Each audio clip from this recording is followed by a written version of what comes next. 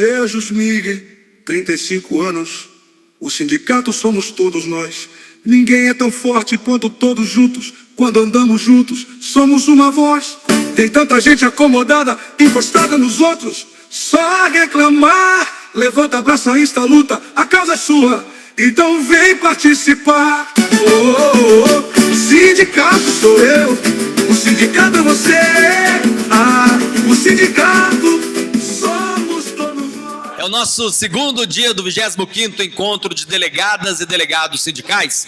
Mas eu queria começar o encontro de hoje de um modo mais informal.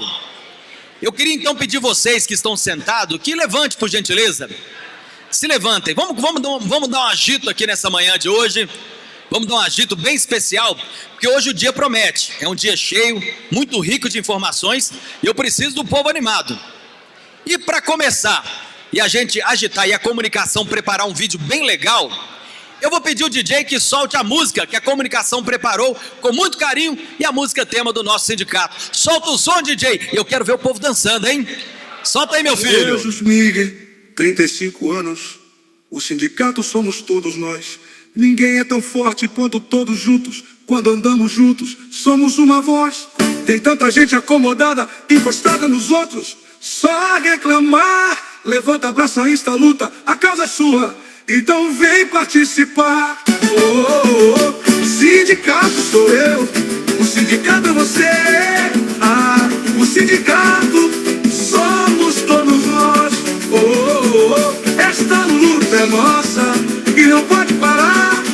Você é tão importante, então vem participar. Sejos Mig, 35 anos. O sindicato somos todos nós. Ninguém é tão forte quanto todos juntos. Quando andamos juntos, somos uma voz. Tem tanta gente acomodada, encostada nos outros. Só reclamar. Levanta, abraça, insta, luta, a causa é sua. Então vem participar. Sindicato sou eu, o sindicato é você. O sindicato somos todos nós.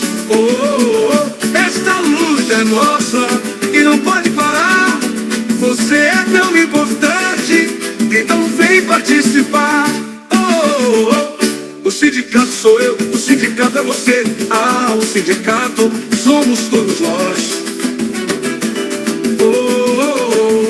Esta luta é nossa e não pode parar. Você é tão importante, então vem participar. O sindicato sou eu, o sindicato é você. O sindicato somos todos nós. Esta luta é nossa e não pode parar. Você é tão importante, então vem participar. O sindicato sou eu, o sindicato é você. O sindicato somos todos nós. Parabéns a todos vocês. Vamos lá então, oficialmente, bom dia a todos vocês. Iniciado o nosso segundo dia do 25º Encontro de Delegadas e Delegados Sindicais. Dando sequência aos trabalhos, eu começo aqui com um vídeo preparado para todos vocês. Poucas pessoas têm a oportunidade de participar de um sindicato como o Sejos Mig.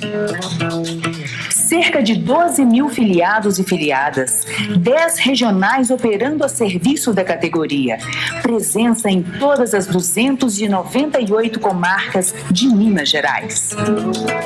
Além da exitosa luta por direitos, a entidade mantém uma gama diversificada de serviços de saúde, assessoria jurídica e convênios. Junto aos 3 poderes, nos âmbitos estadual e federal, o Sejos Mig não foge da luta. Sua atuação tem sido decisiva para barrar medidas que atacam os direitos dos trabalhadores. Na defesa do serviço público, o Sejos Mig é presença certa ao lado da FENAJUDE, a Federação Nacional dos Trabalhadores do Judiciário nos Estados. Com o Núcleo de Saúde do Trabalhador, o Sejos Mig é referência no combate à discriminação e aos assédios moral e sexual, bem como na promoção de melhores condições de trabalho. No NAS, o Núcleo de Aposentadas e Aposentados do Serjusmig, quem se aposenta continua mantendo vínculos com o sindicato e ainda participa de atividades que proporcionam bem-estar, autocuidado e interação com outras pessoas. São 35 anos de muito trabalho, numa história entrelaçada com a redemocratização do Brasil. Antes da Constituição de 88, os servidores estavam proibidos de formar sindicato. Na Constituinte, o direito à sindicalização foi conquistado na luta pela classe trabalhadora. A partir de então, o que antes era a Associação dos Servidores Remunerados da Justiça de Minas Gerais, converteu-se em Serjusmig, uma organização forte e respeitada. Desde a sua fundação, no dia 8 de março de 1990, o Serjusmig acumula inúmeras vitórias, mostrando na prática que só a união e a luta organizada podem garantir direitos. São frutos da luta a unificação das carreiras, a valorização salarial e a realização de concursos públicos. Isso não seria possível sem o trabalho coletivo de sindicalizadas e sindicalizados, delegadas e delegados, funcionárias e funcionários, diretoras e diretores. Afinal, o sindicato somos todos nós. Que o 25º Encontro de Delegadas e Delegados seja mais uma oportunidade para pensarmos nosso futuro. Sejam muito bem-vindos.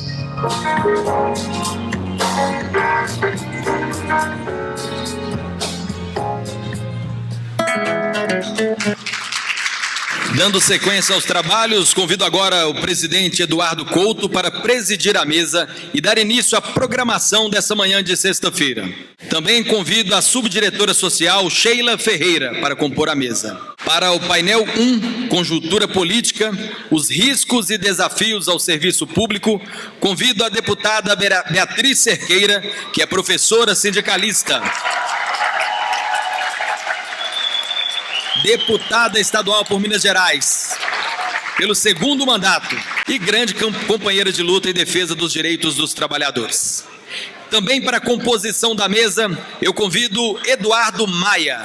Eduardo é bacharel em Direito e Comunicação Social, especialista em Ciência Política, servidor do Ministério Público de Minas Gerais, também diretor jurídico do Sindicemp e da Confederação dos Servidores Estaduais e Municipais de Minas Gerais, secretário-geral da nova Central Sindical de Trabalhadores Nacional. Com a palavra, Eduardo Couto. Muito bom dia a todos e a todas, animados, animadas. O que vocês acharam aí do nosso lançamento aí? Daqui a pouco vai ser top 10 no Spotify. Viu? Gostaram? É o pagode da luta por justiça, a luta por direitos. Quero cumprimentar a deputada Beatriz Cerqueira, mais uma vez conosco, sempre ao lado dos trabalhadores nessa luta desigual, em que não há paridade de armas, mas que a gente consegue diminuir o desequilíbrio a partir da força da luta, da categoria, da luta unida, da luta unificada. Hoje aqui, deputada Beatriz, 400 trabalhadores, trabalhadoras, 400 operários em construção. Ontem a gente passou aqui o vídeo Operário em Construção. Nós representamos 298 comarcas no Estado. Então, essa plenária aqui de delegados e delegadas tem uma missão que é receber os aprendizados, as discussões, os debates aqui e atuarem como multiplicadores nas comarcas, porque nós somos 12 mil serjusmanos e serjusmanas. Quero cumprimentar minha companheira Sheila, companheira da diretoria do Serjusmig, nosso companheiro Eduardo Maia, do Sindicemp, que faz a luta também, o nosso sindicato co-irmão Sindicemp. Antes de passar a palavra aqui, eu lembro a todos, primeiro, mais uma vez, que nós, no crachá tem um QR Code que dá acesso aos conteúdos e aos materiais aqui do nosso evento, tá? Regimento interno, programação, então usem sem moderação. Lembro a todos também que algumas comarcas que vão levar as agendas e os calendários para os colegas, que a partir das 16 horas de hoje, nós vamos disponibilizar aqui as agendas e calendários. Então, quem puder levar para as comarcas, vai chegar mais rápido, chega mais cedo, evita que a gente tenha despesas para o envio desse material. Lembra a todos também que após a exposição do tema aqui, né, nós vamos discutir aqui conjuntura política, os riscos e desafios ao serviço público, tanto do ponto de vista da luta nacional e da luta aqui no estado de Minas Gerais.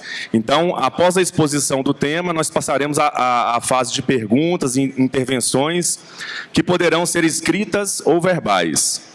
Cada inscrito para intervenção oral terá 3 minutos de fala e deverá encaminhar o crachá à mesa, ou, se preferir, é possível a apresentação de perguntas escritas. Então, tem aí no material de vocês, escrevam a pergunta, preferencialmente coloquem nome e comarca, para a gente saber quem é, coloquem endereço de e-mail também, que se a gente não conseguir responder aqui em razão do tempo, a gente responde por e-mail depois, e levanta a mão, entrega o crachá para algum funcionário do Sejusmic, que a gente vai organizar aqui as intervenções.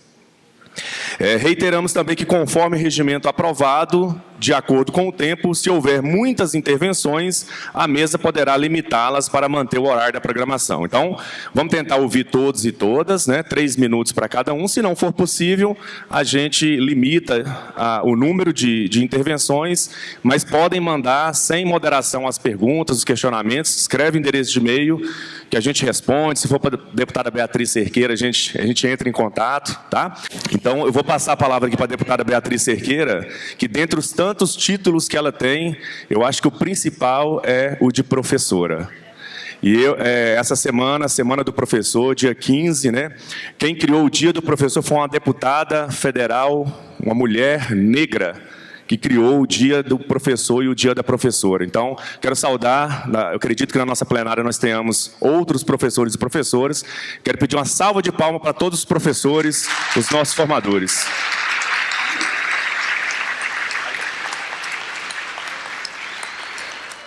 Antes, porém, no entanto, vou passar a palavra aqui para a nossa companheira Sheila para uma saudação.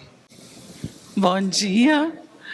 Como nos orienta nos lembra a nossa querida professora Beatriz Cerqueira, estamos aqui numa mesa paritária.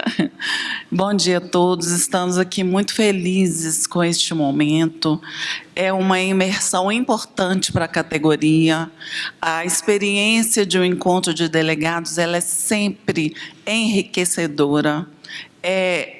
Faz parte desse processo de formação. E hoje a professora Beatriz, minha colega, professora também, vai nos brindar com uma reflexão, com um olhar atento, crítico e cuidadoso que ela tem sobre os acontecimentos à nossa volta. É importante estarmos atentos e estarmos vigilantes. Bom dia a todos e um excelente encontro para todos nós.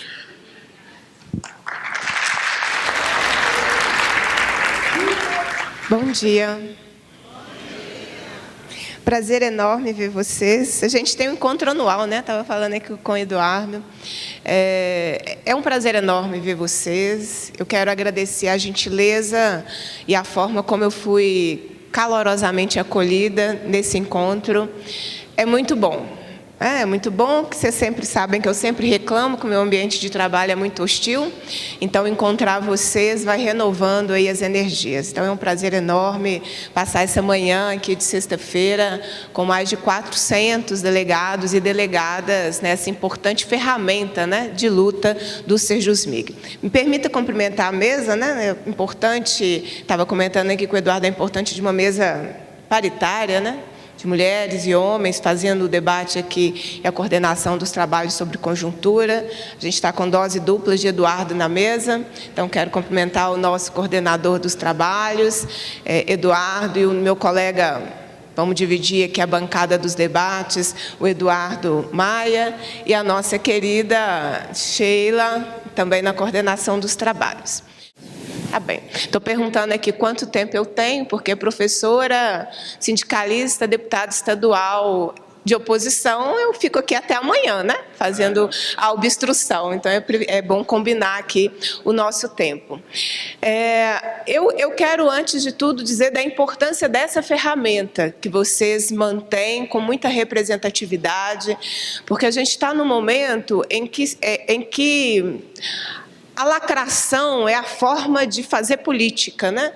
Então, os videozinhos, eu costumo dizer, os videozinhos de 30 segundos, ou a criação de personagens, né, gente? Aí essa ferramenta não é exclusiva de um grupo político ou de um segmento, né? A criação de personagens parece que faz parte hoje, faz parte hoje da organização política da sociedade. E isso é muito ruim, porque sem debate de conteúdo, a gente não consegue, primeiro, fazer o contexto, né, o retrato da realidade, que é um debate de conjuntura adequado, e sem um bom diagnóstico, a gente não consegue entender quais são as ações necessárias para modificar a realidade. Então, encontros como esse, movimento sindical que consegue se manter com esse debate de conteúdo, é muito necessário, muito importante, principalmente no contexto que nós estamos enfrentando e daquilo que nós enfrentaremos aí no próximo período. Então, eu quero pedir desculpas, porque eu vou pedir antecipadamente desculpas, porque a conjuntura que nós vamos enfrentar, ela não é boa.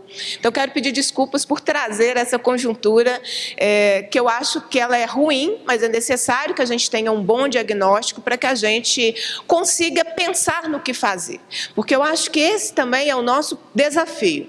Quando a gente faz o diagnóstico, e às vezes, de fato, nós somos muito bons no diagnóstico, mas o desafio do diagnóstico, o que vamos fazer para alterar essa realidade? Então, acho que esse é o ponto dessa mesa, né? A partir do diagnóstico que nós temos, o que nós faremos para alterar essa realidade? Porque se nós não quisermos alterar a realidade, a gente está no lugar errado, né? A gente está, inclusive, não compreendendo o nosso lugar enquanto luta de classes, que nós estamos nela, querendo ou não. Não adianta a gente dizer, não é comigo, não, política não é comigo, não quero me envolver nisso, porque você já está envolvido.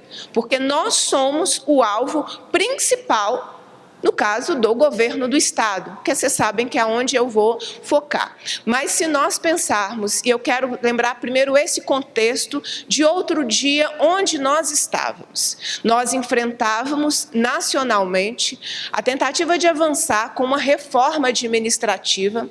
Eu quero que a gente puxe isso da nossa memória. E essa reforma administrativa, eu estou falando da reforma administrativa no governo Bolsonaro, ela tinha como grande foco mudar a Constituição do país, de modo que a prestação do serviço deixasse de ser essencialmente uma tarefa do Estado brasileiro. Foi outro dia que nós vivemos isso. A gente precisa ter memória para que a gente compreenda como que a gente venceu essa chave nacionalmente no governo federal, mas nós não a vencemos no Congresso Nacional. E como que essa situação hoje ela está na conjuntura que nós estamos enfrentando aqui em Minas Gerais. Porque essa disputa sobre o serviço público, a gente precisa voltar um pouquinho ainda à memória para lembrar que foi outro dia que nós enfrentamos um teto dos gastos a nível, que não é dos gastos, é dos investimentos, a nível nacional. Nós enfrentávamos outro dia o que foi a emenda constitucional 95, se a minha memória de números não estiver errada, em que nós tínhamos ali uma grande nova disputa do orçamento público.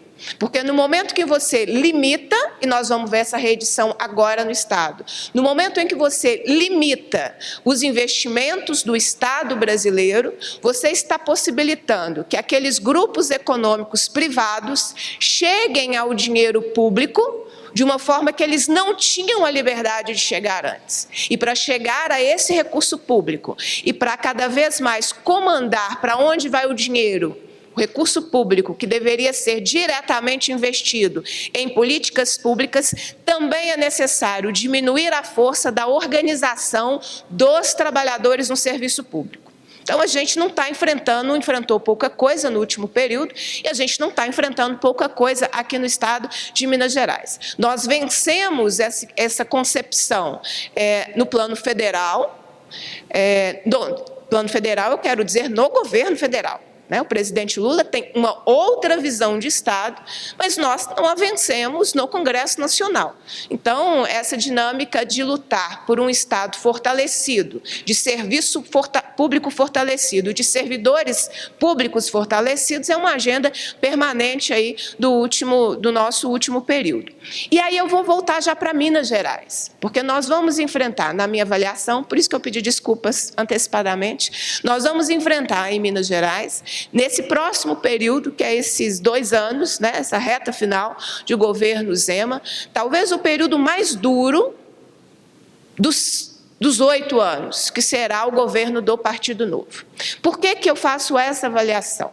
Porque nós entramos na reta final de uma disputa nacional, que não somos nós que estamos fazendo, mas a disputa nacional é uma disputa de projeto de poder. Não importa, gente, se você é a favor de qual partido, se você é a favor de partido nenhum, se você faz o debate da não política, vou repetir, não importa, porque nós estamos sendo arrastados, porque a gente está numa sociedade de classes, e nós estamos arrastados para essa disputa. Então, é melhor que a gente identifique bem essa disputa, que a gente se posicione em relação a essa disputa, porque a nossa omissão, a nossa inércia, ou o nosso debate da não política, ela vai favorecer esse projeto e vai favorecer a diminuição e o ataque ao serviço público. Então, é nesse lugar que nós nos encontramos. Por que nós vamos entrar, na minha avaliação, no período mais difícil? Eu já fui rapidamente, entre riscos e desafios, eu estou aí rapidamente nos riscos que nós sofreremos no próximo período. Porque a gente está refém de um projeto de disputa nacional. 2026, nós vamos ter eleições presidenciais e já há um tempo, esse grupo político que orbita, que chancela, que tem aí no atual governo do Estado, o seu representante está disputando esse projeto nacional. Hoje há uma disputa de vários grupos políticos para ver quem sucederá à extrema-direita na disputa de 2026.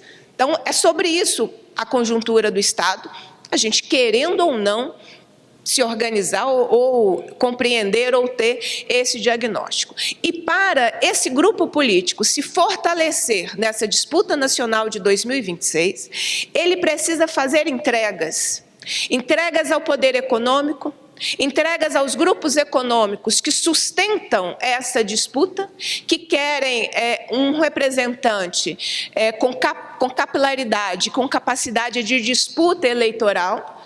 Então, ele precisa fazer entrega. E se eu pudesse resumir, a entrega somos nós.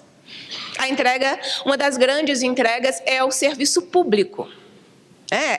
Essa grande entrega que há 6 anos a gente resiste e resiste bem, e a gente evitou muita coisa nesse Estado, mas eles vão forçar, eles vão tensionar, eles vão colocar mais força, e uma força bruta, para tentar avançar com todas as pautas desse não Estado. Então, se eu pudesse descrever um pouco mais sobre esse grande risco, eu não vou me expandir em muitas questões, mas se eu pudesse um pouco descrever esse grande risco, passa por um processo gigantesco de privatização dos serviços públicos. Boa parte dessa privatização a gente não vê, porque não vai depender de uma legislação a ser votada na Assembleia, e, portanto, a gente já está em curso, no caso do Estado, aqui de Minas Gerais, de um grande processo de privatização. Eu vou começar com alguns exemplos. Meio ambiente. Meio ambiente não passou nenhum projeto de lei na Assembleia Legislativa no último período. E nem vai passar. Porque o esquema da privatização na área do meio ambiente é um esquema que passa por contratação de consultorias, para que essas consultorias possam possam apresentar os pareceres necessários para o governo para a liberação irrestrita da mineração no estado de Minas Gerais. Cada vez menos servidores do meio ambiente, cada vez menos não são valorizados, são retiradas as suas funções estratégicas enquanto Estado e cada vez mais as suas funções têm sido repassadas à iniciativa privada. Um exemplo: a última mineração na Serra do Curral foi liberada com um parecer produzido por uma consultoria contratada. Não foi os servidores efetivos do Estado que fizeram um parecer na ótica do Estado sobre essa liberação na Serra do Curral. Se nós avançarmos um pouco na área da saúde, a gente enfrenta, e a gente também não está vendo muito, a gente enfrenta um grande esquema de tentativa de entrega dos hospitais para OS e OCIPs, OSCs, as nomenclaturas vão piorando, né? Mas esse modelo já é um modelo que não atrai muito grupos econômicos. Tanto é que o governo não tem tido sucesso na entrega desses hospitais.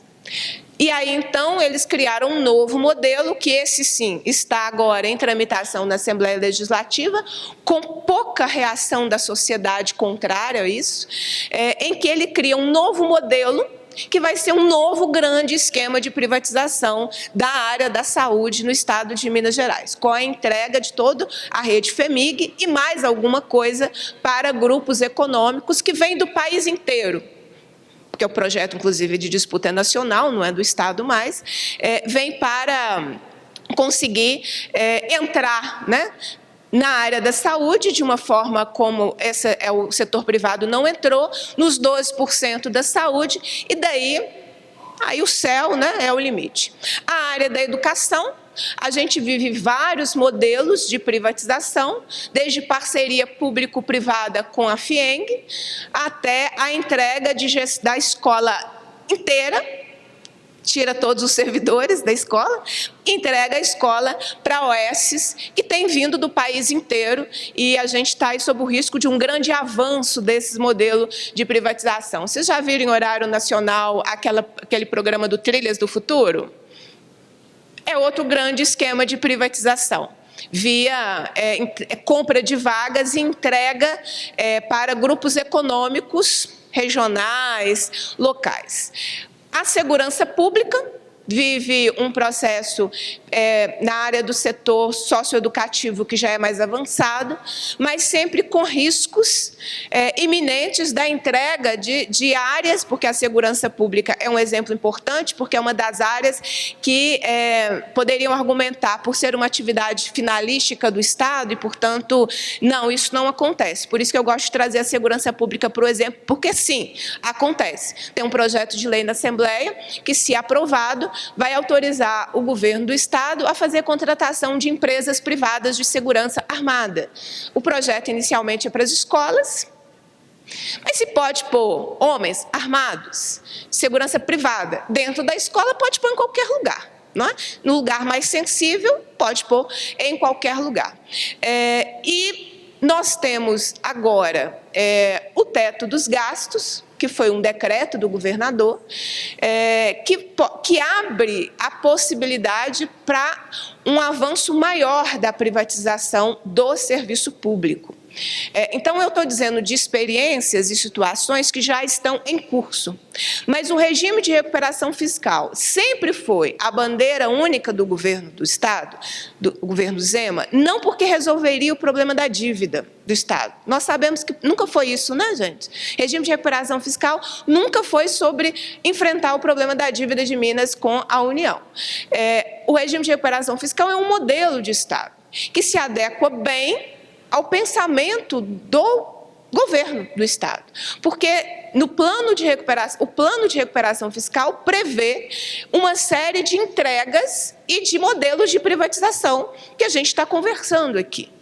Então, a permanecer, né, o teto de investimentos e toda a dinâmica do regime de recuperação fiscal, nós vamos ver alargada esse grande processo de privatização do serviço público aqui no estado de Minas Gerais. E o Eduardo está me lembrando um processo que já vem também dos últimos 6 anos, que, como o governo do Estado não conseguiu avançar com a privatização da CEMIG, da Gasmig, da Copasa, na legislação do Estado, ele faz um modelo por dentro. Hoje, a gestão das estatais mineiras é uma gestão já de interesses privados, enquanto não se consegue avançar na legislação para a sua total privatização. Tanto é que isso originou uma CPI que nós fizemos para analisar as práticas da direção da CEMIG 2021, 2022. Então, já é uma gestão privada, né?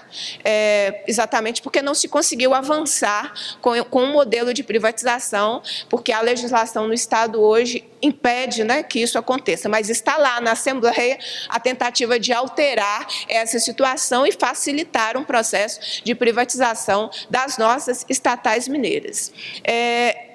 E aí, é nesse ponto que nós nos encontramos dos riscos que nós corremos. Eu queria também fazer uma observação, porque o debate sobre o regime de recuperação fiscal, que nós resistimos por 6 anos e que nós fomos vitoriosos. Aqui no Estado, nós vencemos o regime de recuperação fiscal. Como que o governo Zema conseguiu aderir ao regime de recuperação fiscal? Por decisão judicial em Brasília. Porque da luta política, do enfrentamento da pauta, de impedir que a Assembleia concordasse, votasse e homologasse, né, e chancelasse a adesão de Minas Gerais, nós fomos vitoriosos. Em Minas Gerais, não teve a chancela do Poder Legislativo para adesão ao regime de recuperação fiscal. Aí veio pelo Judiciário, né, autorizado a fazer a adesão. Eu acho que isso ainda em 2022, não é? A adesão já estava autorizada por forças de liminares e agora com a edição desse último decreto. O que eu acho que nos chama a atenção nesse processo é a ausência de uma reação dos poderes. Eu queria deixar esse ponto de reflexão para nós. Eu não estou falando nós. Eu estou falando, institucionalmente, os poderes não reagiram como deveriam ter reagido, na minha avaliação, de forma imediata e de forma direta ao decreto do teto dos gastos. Isso nos leva a pensar o quê?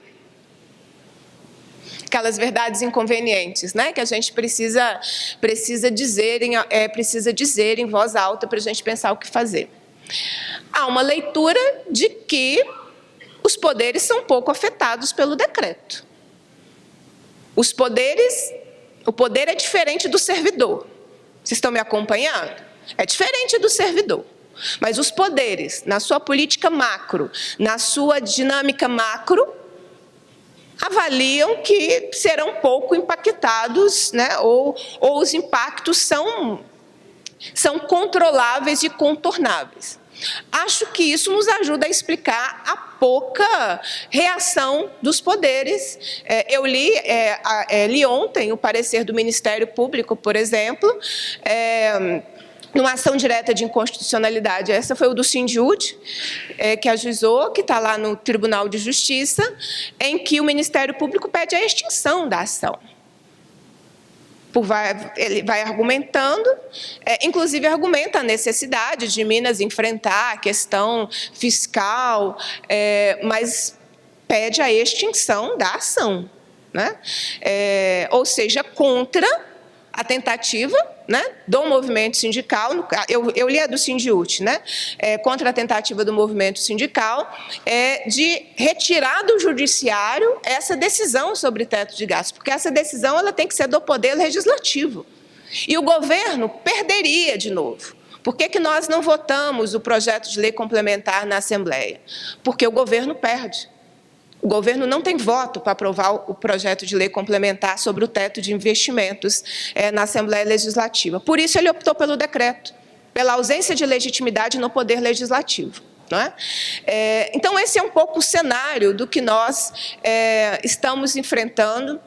e quais são os desafios para o próximo período. Né? Na minha fala final, vocês têm um momento que vocês fazem aquela parte de decidir lutas, eu esqueci como é que chama isso, como é que chama quando a gente discute a luta?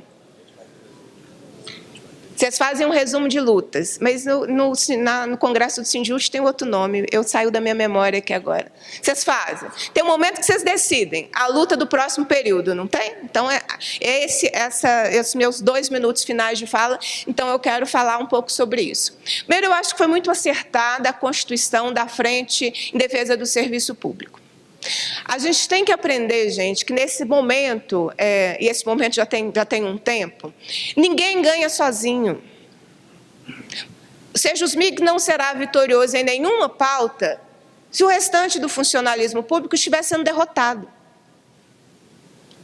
Talvez as lutas individuais, elas poderiam ser uma forma de atuar da década de 90, dos inícios dos anos 2000, o momento conjuntural que nós vivemos, ele precisa ter outras respostas no ponto de vista da luta sindical.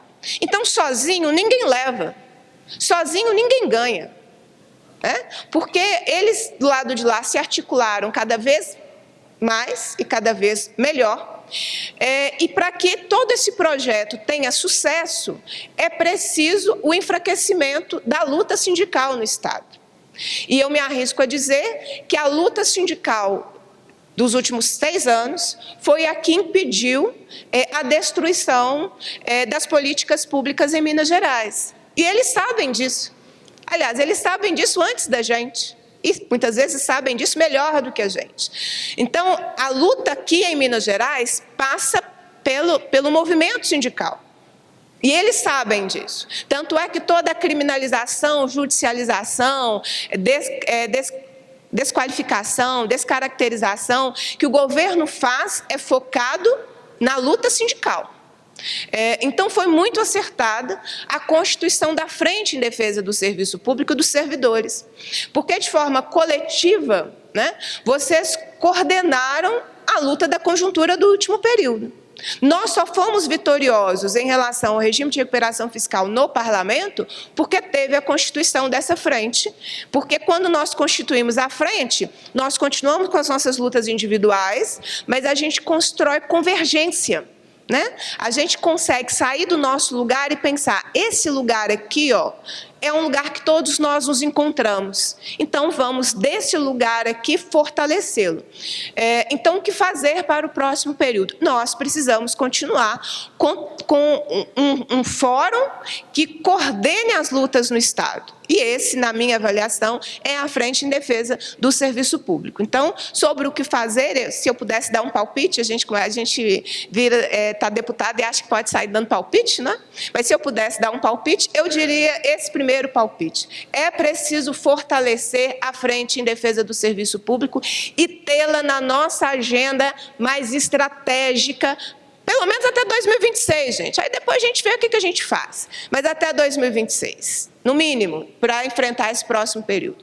Nós precisamos também, eu daria um segundo palpite, nos somar a lutas que às vezes não são nossas diretamente, mas que enfraquece o nosso adversário. E a diminuição do nosso adversário, ela é fundamental porque, com um adversário forte, a gente não consegue avançar com as nossas pautas. Cada vez mais eles nos ignoram, judicializam as nossas lutas, vão para a sociedade tentar jogar a sociedade contra o servidor público e sempre um processo de isolamento nos colocando nas nossas bolhas. Então, eu falei, por exemplo, de uma pauta ambiental. Então, se nós pudermos fortalecer as lutas ambientais no Estado, hoje a gente está fortalecendo o enfrentamento a esse governo importante. Fortalecer a luta contra a privatização da saúde. A gente está fortalecendo uma pauta importante. Então, se somar a outras lutas dentro de uma visão de que a gente precisa se fortalecer e sair da nossa bolha. não é? Acho que esse é um outro grande exercício que a gente tem tido muita dificuldade em fazê-lo, né? A gente precisa conversar para além da gente, né? Como é que a gente está conversando sobre as nossas dificuldades, os nossos problemas, isso que eu falei do ataque ao serviço público, fora dessa sala? Porque aqui a gente tem uma convergência muito grande, vocês concordam? Pelo menos ninguém me xingou até agora, né? Então, ninguém levantou e mandou tirar essa comunista que veste vermelho aqui da mesa, não é? Mas teria momentos, não aqui, né? Mas vamos combinar que isso não é muito incomum, né? Na política da intolerância, né? Que a gente viu no último período. Mas como é que a gente conversa para além da gente? Então, eu daria um quarto palpite. Como é que a gente está conversando com a sociedade? A gente não pode conversar só com a sociedade na véspera de uma greve, na véspera de uma paralisação, ou quando a gente enfrenta um problema que o tribunal está fazendo com a gente. Como é que a gente conversa? Como é que a sociedade vai nos vendo como algo importante para ela? Então, a gente precisa... Eu vou deixar a pergunta, né? O professor hoje só está deixando as perguntas. Eu não vou deixar o gabarito, tá? Como é que a gente está conversando com a sociedade? Porque quanto menos a gente conversa com a sociedade, mais a gente vai ficando na nossa bolha, que é super confortável. Nossa, é um alívio ficar na nossa bolha. Mas nós não acumulamos força só na nossa bolha, né?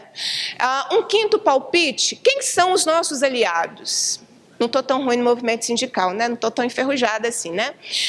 Quem são os nossos aliados? Com quem a gente pode contar numa luta do Serjusmig?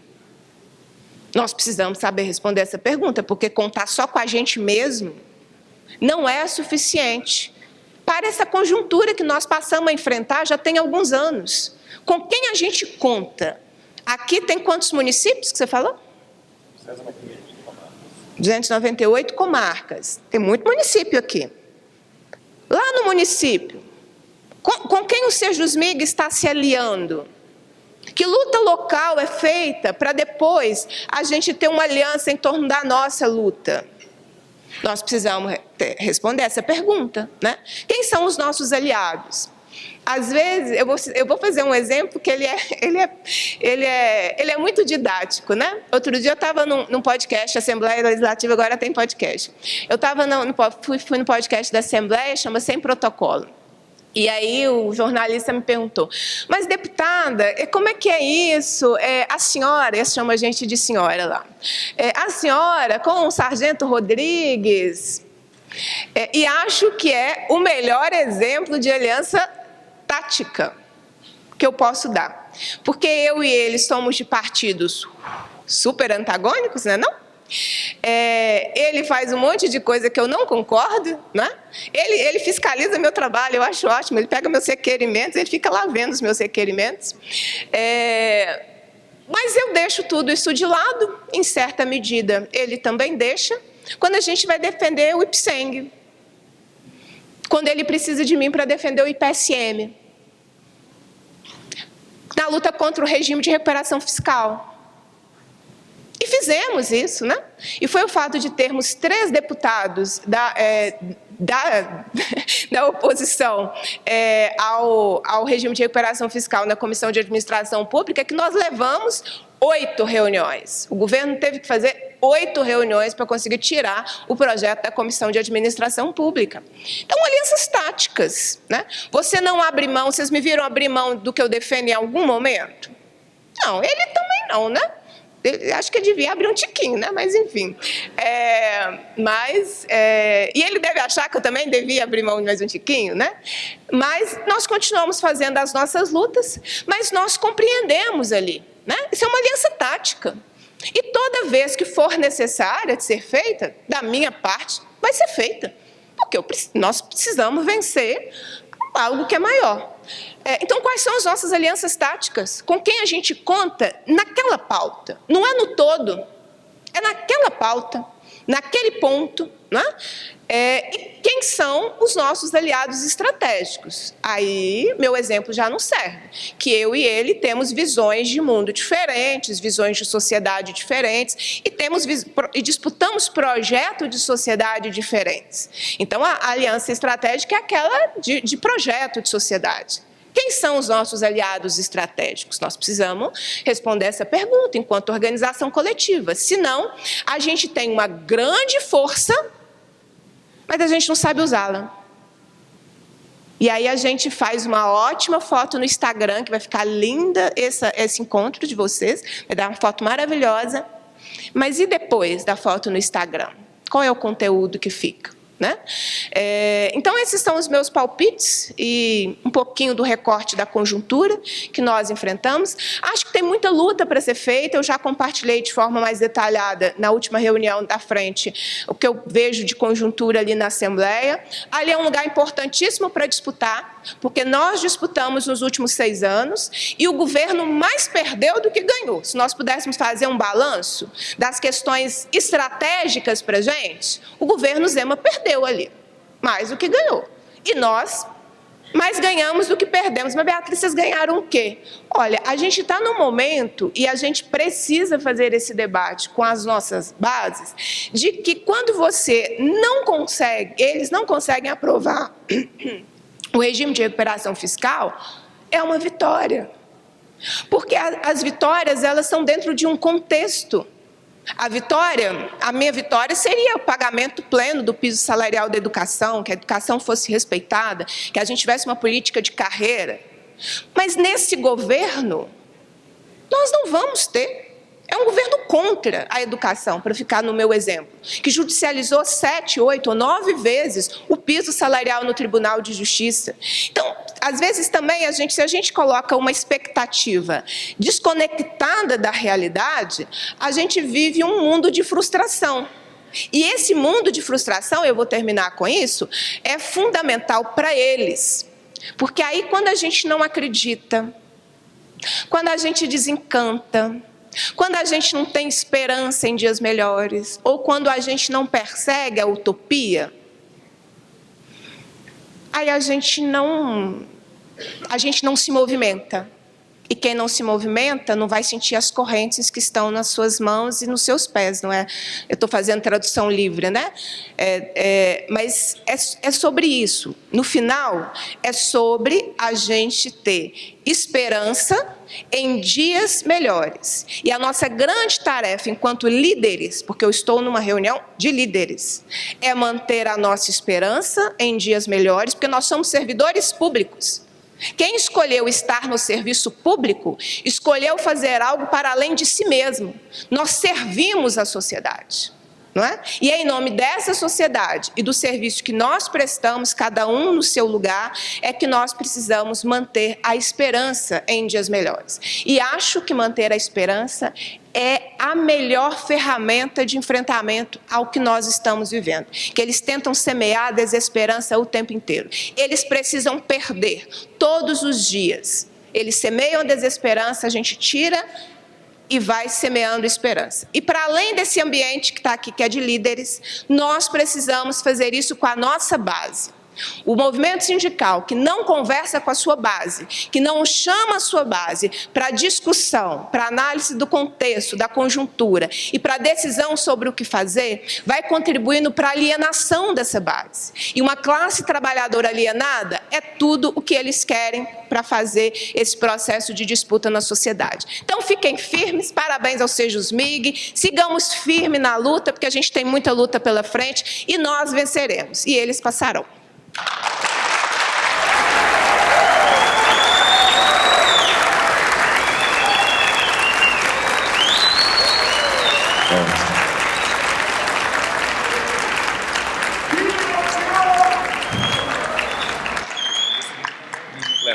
Esse grito aí nós já ouvimos no plenário da Assembleia. Muito obrigado, deputada Beatriz Cerqueira. Excelente exposição e propositiva, né? Deixou para a gente aqui várias proposições. Nós teremos, sim, um momento amanhã para a gente tratar da resolução do Congresso e do nosso plano de lutas para o último trimestre de 2024 e para o próximo ano. Eu lembro que o Sejusmig faz parte da Frente Mineira em defesa dos serviços públicos, a gente está lá atuando, foi um trabalho muito intenso da frente, em defesa das estatais, contra as privatizações na educação, na saúde, contra a adesão do Estado ao regime de recuperação fiscal, e essa luta foi vitoriosa na Assembleia Legislativa. Nós, da Frente Mineira, sindicatos e os parlamentares por dentro da Assembleia, os parlamentares de oposição, do Bloco Democracia e Luta, nós juntos, e o Sargento Rodrigues, nós impedimos a aprovação do regime de recuperação fiscal na Assembleia. Só que o governador Zema é um governador autoritário, ele buscou essa adesão no Judiciário. E o decreto do teto de gastos também é um decreto autoritário, porque ele não passa pela Casa do Povo onde deveria passar. E nós do Sejusmig também ingressamos com a ADI, o Sejusmig e outras entidades sindicais, nós ingressamos com a ADI para derrubar o decreto inconstitucional e autoritário do Zema. Entramos com a denúncia, uma representação no Tribunal de Contas também, denunciando o decreto, e ingressamos também como amicus curiae no processo que tramita lá no Supremo Tribunal Federal. Então, nós também, do Sejusmig, tanto na via política, na via da luta, no chão de fábrica, na rua, mas também usando as ferramentas jurídicas disponíveis para derrubar esse decreto absurdo e impedir que ele impeça os nossos direitos, né? Que ele atrapalhe a nossa pauta de reivindicações, os nossos direitos adquiridos e adquirir, porque ele vai interferir no orçamento dos poderes para o ano de 2025. Então, a nossa luta é para derrubar esse decreto inconstitucional. Então, agora, eu passo a palavra para o nosso companheiro de lutas, Eduardo Maia, do Sindicem, que vai trazer agora o cenário e a conjuntura política do ponto de vista nacional de Brasília. Eduardo Maia. Pessoal, bom dia.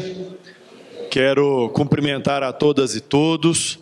Considero extremamente importante um auditório tão participativo e, ao mesmo tempo, tão representativo dos servidores do Judiciário de todo o Estado de Minas Gerais. Então, vocês estão de parabéns, saíram das suas comarcas, cada uma mais distante que a outra, ou próxima aqui, e estão hoje debatendo o futuro da administração pública por meio dessa discussão sobre as conjunturas estadual e nacional, e é extremamente importante que nós possamos levar daqui para as nossas bases, eu que também sou dirigente sindical entendo isso, que as nossas bases possam multiplicar lá na ponta esses entendimentos, para que toda a categoria se envolva, porque para que nós possamos ter efetividade nas lutas que vão ser deliberadas ao final desse encontro, a carta desse encontro, nós precisamos que a categoria também esteja conosco. Então, é muito importante que vocês estejam aqui hoje. E é muito importante que o Sejusmig, estão aqui na pessoa do seu presidente, Eduardo Couto, e toda a sua diretoria,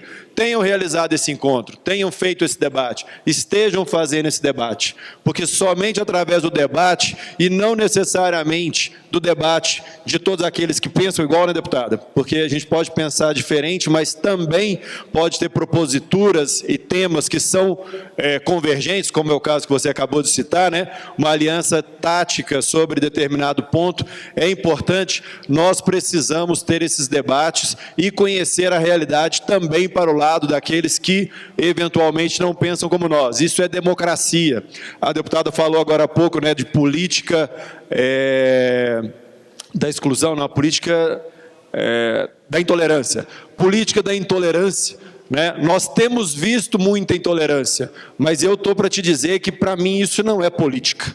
A política é a ausência dessa intolerância, é a capacidade que nós temos, assim como você demonstrou, e aí o Sargento Rodrigues também demonstrando, a capacidade de, mesmo divergindo, nós conseguirmos chegar a um entendimento comum.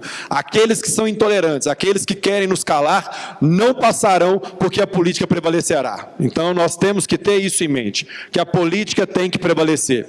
E eu, como não sou tão disciplinado como a deputada para poder falar, eu preciso de uma corrente, que me amarre dentro do do tempo, senão eu iria ficar falando muito e muito mais tempo. Então eu vou me deslocar aqui, como tem um material para ser exibido, vou me deslocar para ali, e se vocês precisarem... Ah, está aqui também, é verdade. Eu só não sou muito bom com isso aqui, viu, Du? Você não quer me ajudar, não? Na hora que for passar, eu te peço para poder passar. Mas então, gente, nós temos um desafio enorme, como a deputada falou, de junção, inclusive, do cenário estadual com o cenário estadual e nacional.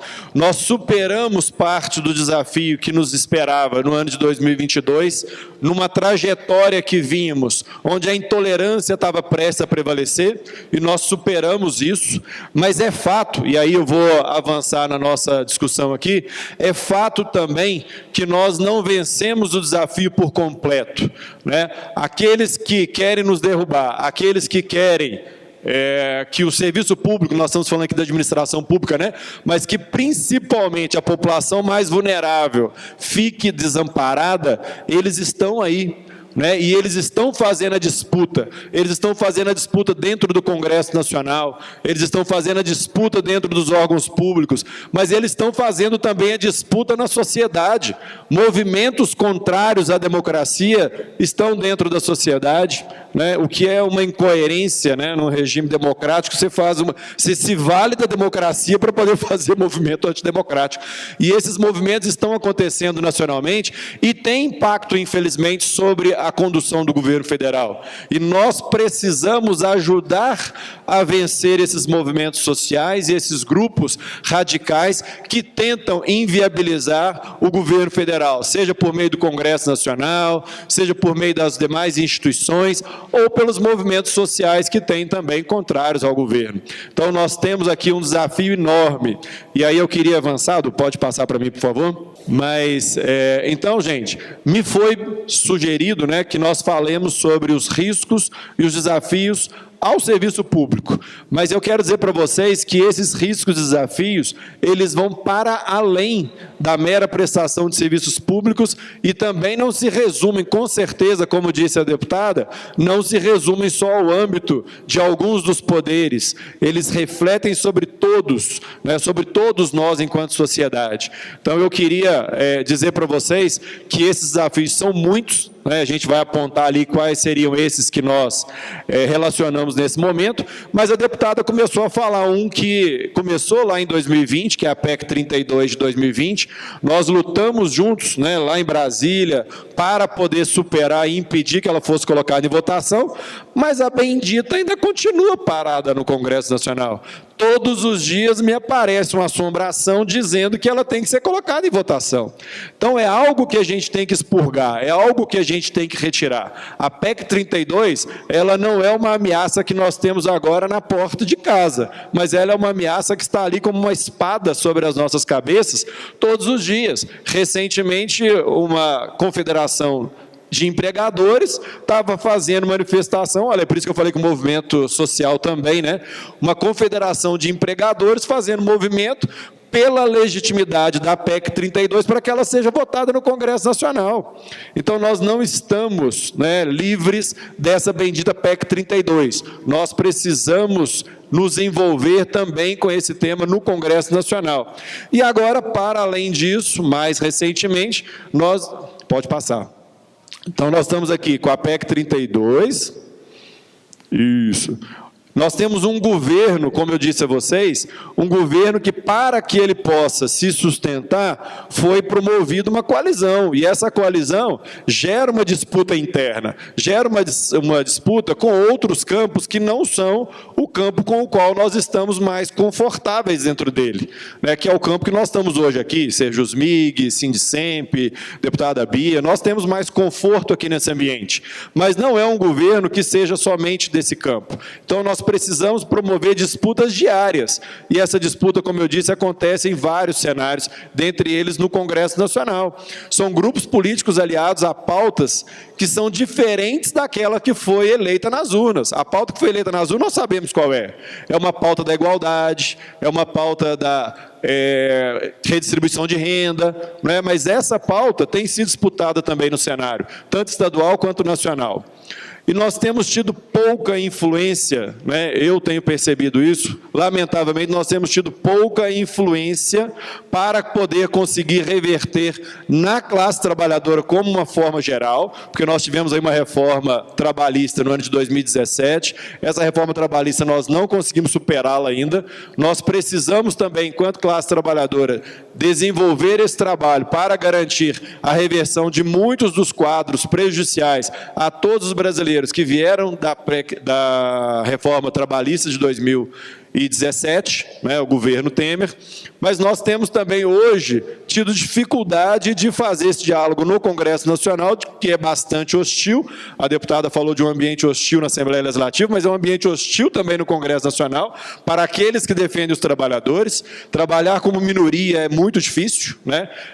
Eu não estou lá parlamentar, mas eu lido diariamente no Congresso Nacional e eu sei o quanto é difícil a gente militar no Congresso Nacional em defesa dos trabalhadores, porque o nosso campo é muito delimitado. E quando você vai para além desse campo, a bordoada vem, não é verdade?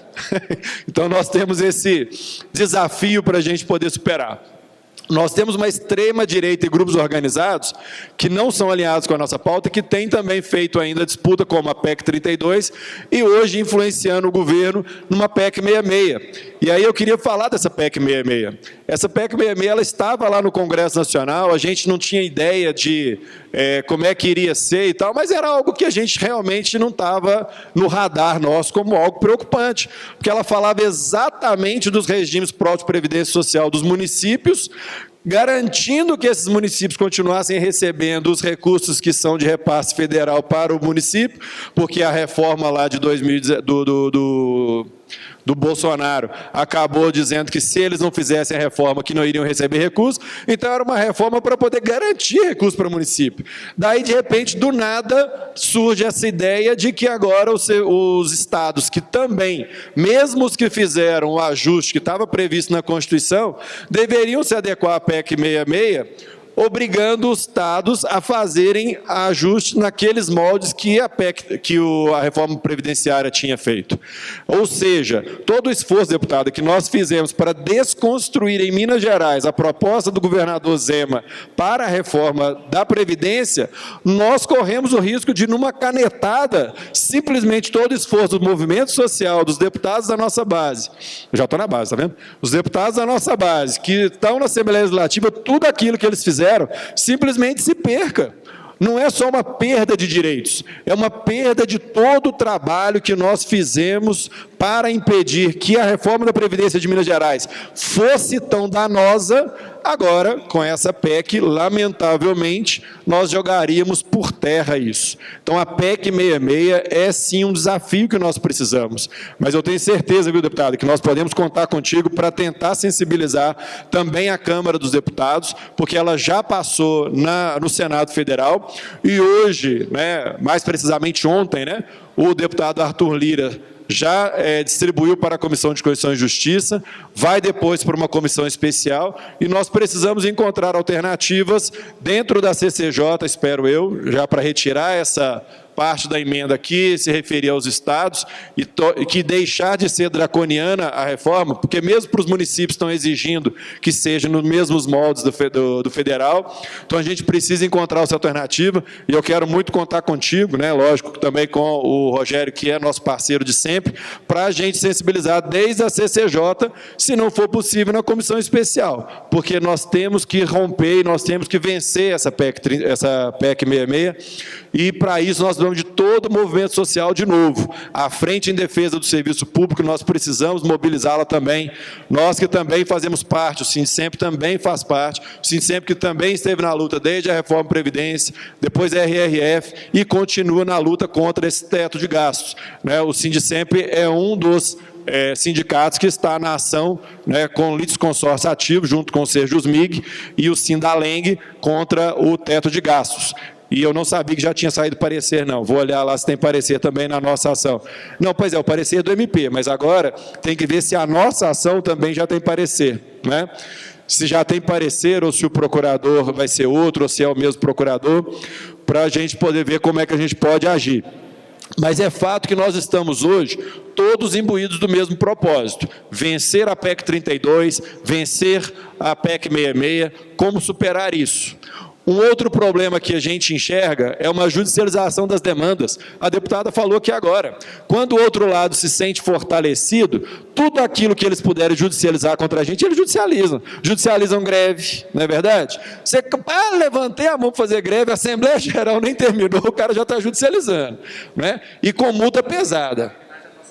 A liminar já está saindo, e é com 90%, não, só pode se com 90% continuar trabalhando. Gente, 10% não entra de férias, então quer dizer, né, não é possível, né? 90% é mais do que o contingente que nós temos praticamente todos os dias.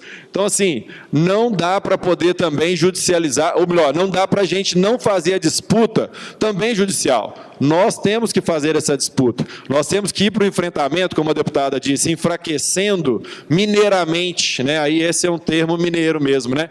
Enfraquecendo o outro lado pelas bordas, já que o enfrentamento direto às vezes não acontece, mas se nós temos aí o ponto da saúde que a gente pode bater, se nós temos aí o ponto do meio ambiente, no mínimo nós vamos dividir as atenções deles. Ao invés de virem só para cima da gente, vão ter que ter várias frentes de luta. E isso também é uma forma de a gente superar esses desafios. Dificuldade para disputar narrativa na sociedade. Hoje em dia, quando você quer discutir, desde antigamente já se fala que política não se discute, mas hoje em dia parece que não se discute mesmo, porque, como você mesma disse, a intolerância chega a tal ponto que as pessoas se agridem, que as pessoas matam umas às outras, lamentavelmente, por uma disputa, né, de narrativa, muitas das vezes, né? E a gente, de alguma forma, ainda assim, como lideranças, nós precisamos conduzir isso até no seio dos nossos próprios órgãos. Porque quantos aqui sabem que dentro dos nossos próprios órgãos, no momento das eleições, por exemplo, 2022, eleição de 2024, quantos dos nossos colegas votaram naqueles que buscam a opressão da classe trabalhadora? Ou vocês acham que isso não existiu? Ou vocês acham que não existe? Não é? Dentro da própria classe nossa, por não reconhecer o seu papel dentro dessa classe, nós temos colegas que, lamentavelmente, votam com grupos que são contrários aos seus próprios interesses, e depois correm para o sindicato, né? Ô, sindicato, o cara está fazendo não sei o quê. Ué, meu amigo, mas você botou o cara lá, meu. Entendeu? Então, assim, você botou o cara lá. E ainda te xingam, fala, não vem falar de política no grupo do sindicato, não. Eu vou falar de quem, então? Não é? Podemos passar, Du? Bom, mas eu, como Ariano Suassuna, eu sou um realista esperançoso. O Ariano dizia que o pessimista é um chato e o otimista um bobo, né? Então eu prefiro ser aí o realista esperançoso. Propostas agora. Eu prefiro ser o realista esperançoso. Nós sabemos que a situação é complexa. Nós sabemos que a situação é difícil. Como a deputada disse, nós não queríamos estar aqui para poder falar disso. Nós queríamos vir aqui para trazer muito mais esperança. Mas a esperança que nós temos a trazer é uma esperança que está na luta. A esperança que nós temos para trazer é a combatividade, é a resistência, e que não vão nos vencer. Apesar dos desafios, nós vamos vencer. Como dizia Chico Buarque, apesar de você, amanhã há de ser outro dia. Então, o que é que nós temos a dizer sobre as propostas aí, né? Propor uma pauta, né? Promover essa pauta que foi eleita nas urnas, divulgar isso, falar assim, olha, o governo que está aí colocado, no governo federal, é um governo que foi eleito para distribuição de renda, é um governo trabalhador, é um governo que veio para poder sustentar os vulneráveis, acabar com a fome, né? Então a gente tem que promover e tem que discutir, tem que debater esse tema. Aproximar os grupos que podem nos apoiar no Congresso Nacional. Como a deputada disse, nós sabemos, né, que nós temos as alianças estratégicas, que são aquelas mais próximas do nosso campo, mas tem aquelas alianças que precisamos formar no momento específico. Hoje, diante de uma PEC 32 e de uma PEC 66, temos que identificar no Congresso Nacional grupos ou parlamentares inseparados que sejam contrários e que possam servir de sustentação para irmos até esses deputados. né, a Confederação dos Servidores Públicos do Brasil, da qual eu sou diretor jurídico, está trabalhando nisso, para que nós possamos identificar essas pessoas e ir até elas para poder construir uma maioria, esperamos nós, dentro da CCJ e dentro da comissão especial que seja criada. Para além disso, o Sejusmig, inclusive, ajudou a construir conosco essa proposta na CSPB, que é o marco regulatório do setor público, né? Porque a FENAJUDE é uma das instituições que compõem a CSPB.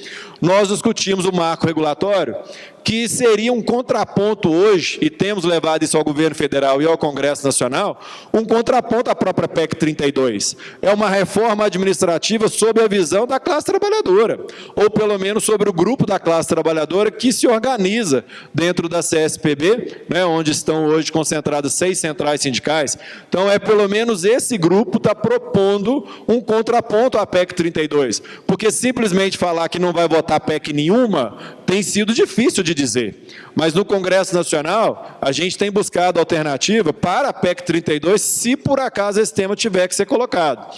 E o marco regulatório é uma proposta que nós temos trazido. Apresentar uma alternativa aos parlamentares para a reforma, isso que é o que a gente está falando.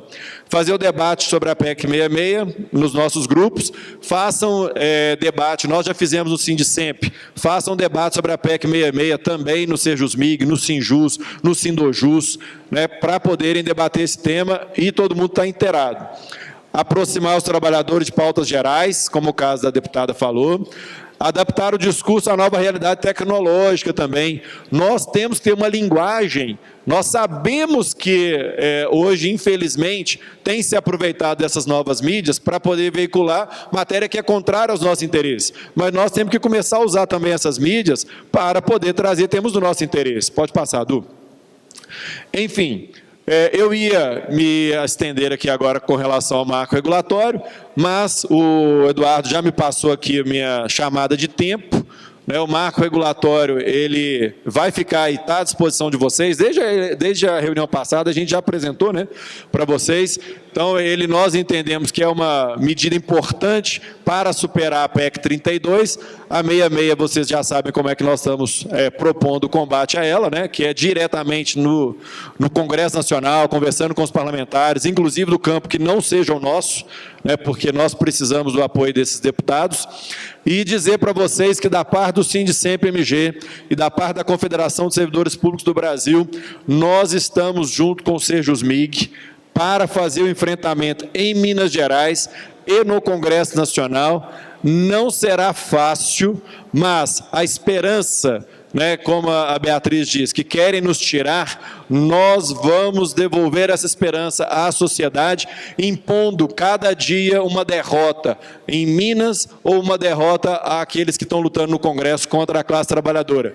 Porque é de uma em uma, né, é de pequenas em pequenas vitórias que nós vamos construir realmente, sermos vencedores nessa guerra. Então, contem comigo, contem com o Sindicemp, com a Confederação, e podem, né, fazer perguntas, estamos à disposição aqui. Não deu tempo de falar sobre a Convenção 151 da OIT, que é a negociação coletiva, mas, enfim, eu acredito que a gente conseguiu falar aqui rapidamente dos principais problemas e das soluções que a gente tem para trazer. E a principal forma de nós combatermos, né, essas ameaças é a nossa unidade. Como diz o Sejusmig, somos juntos, somos mais fortes. Certo? Então, parabéns a vocês, sucesso, estou à disposição. Obrigado, Eduardo Maia.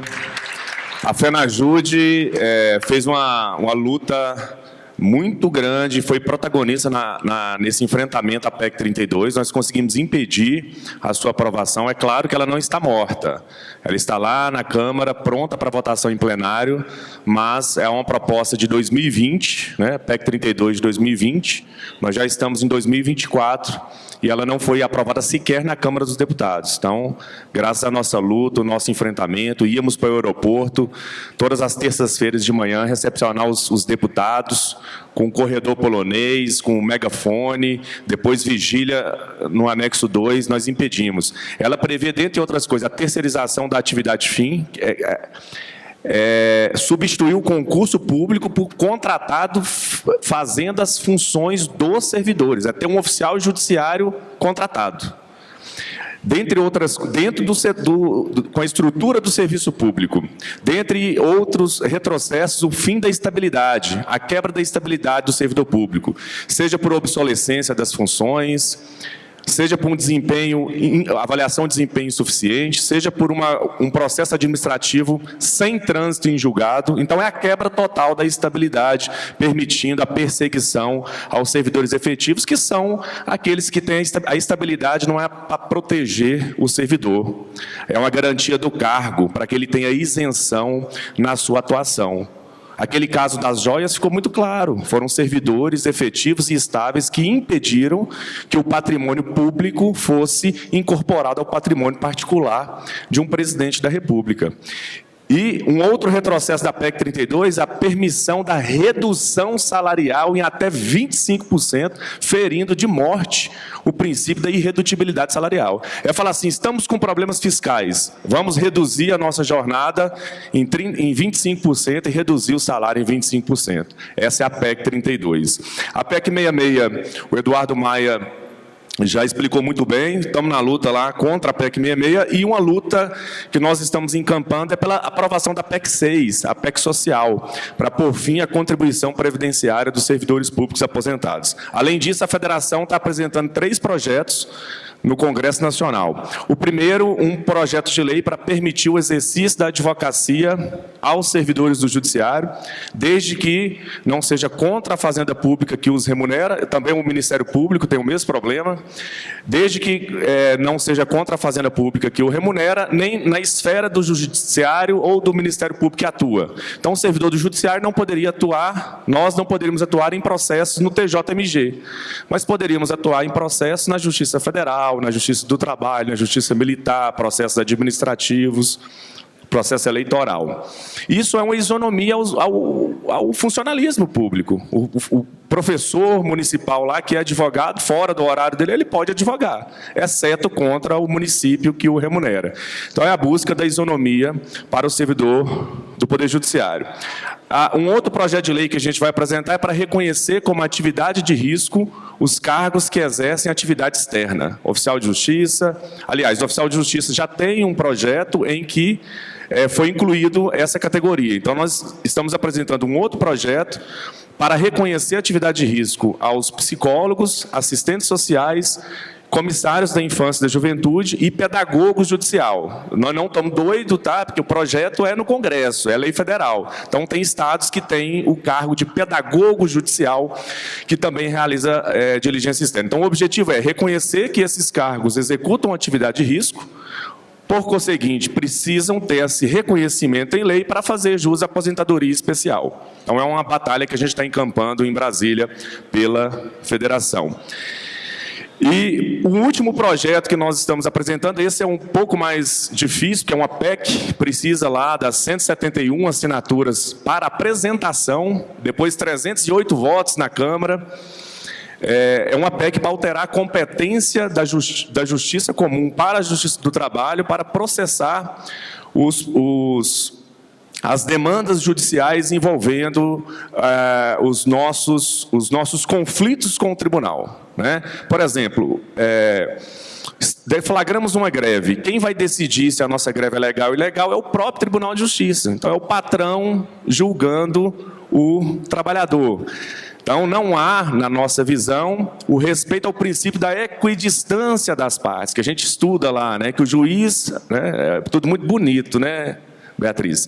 O juiz ele tem que estar equidistante das partes, ele tem que ser imparcial. E nós entendemos que quando o patrão julga, de um lado está o próprio Tribunal de Justiça, fica muito difícil da gente ter essa equidistância das partes. Então, é mais difícil, mas a gente tem que apresentar e lutar para que a gente possa ter pelo menos uma expectativa de imparcialidade, né? Não estou dizendo que lá também a gente vai ter imparcialidade, mas que a gente tenha pelo menos uma expectativa.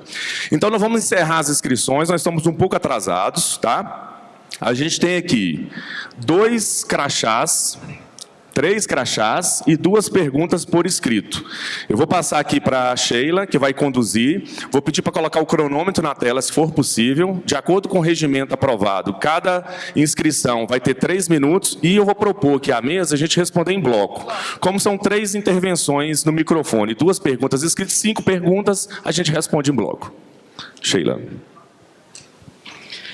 Antes de iniciarmos, eu gostaria muito de agradecer a deputada Bia, o colega Eduardo, o quanto que vocês trazem para nós a importância de estarmos unidos, de estarmos atentos, a importância de sairmos da nossa bolha e pensarmos no coletivo, as uniões, as alianças construtivas serão importantes para nós e são importantes para nós. Muito obrigada. Vamos começar com o colega Flávio Mendonça, de Belo Horizonte. Por favor, os que apresentaram o crachá já podem se posicionar. Flávio Mendonça, de Belo Horizonte. Bom dia a todos os colegas do Sejusmig. Quero cumprimentar a mesa diretora aqui, na pessoa do nosso presidente, Eduardo Couto, a Sheila, nossa diretora, a deputada Beatriz Cerqueira, o nosso amigo, que é o Eduardo Maia, do Sincep, e parabenizar pelo encontro, que está sendo maravilhoso. Mais uma vez, estamos aqui, aprendendo, colaborando e fortalecendo a luta.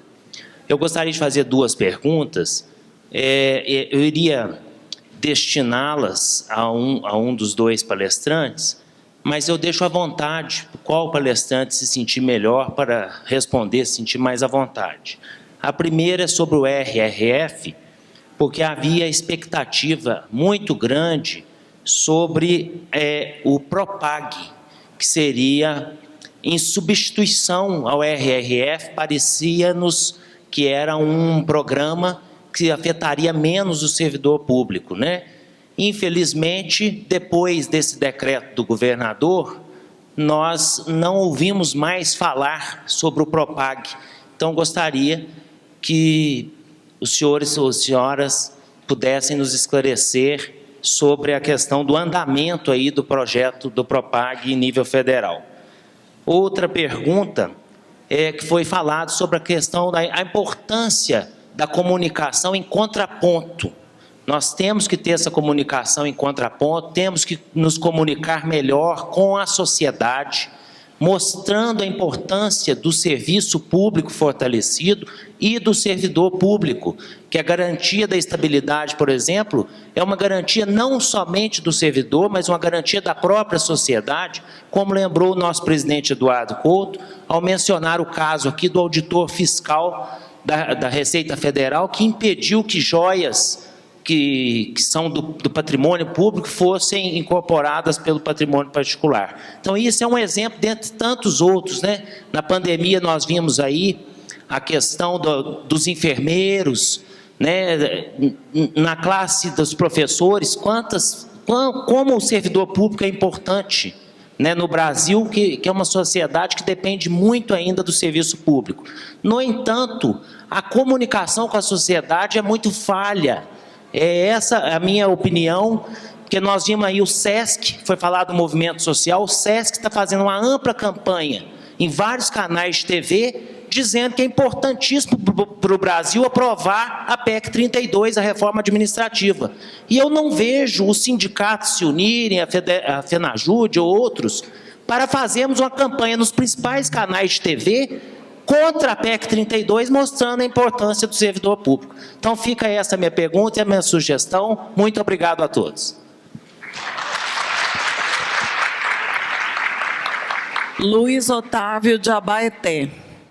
Eu vou tentar ser o mais conciso possível.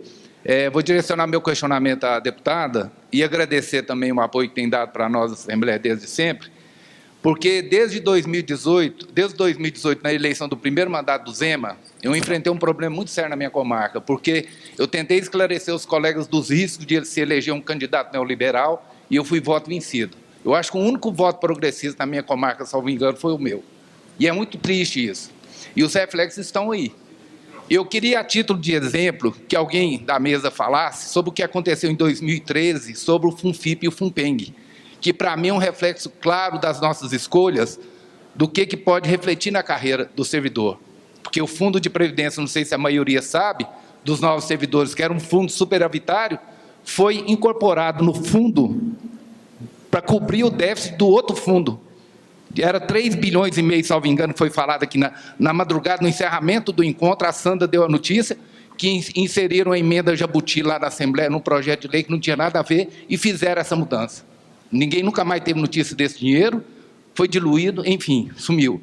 E com relação ao atual governo, eu já vi embates seus muito interessantes na Assembleia com a Luísa Barreto, que para mim é a grande cabeça pensante do governo Zema.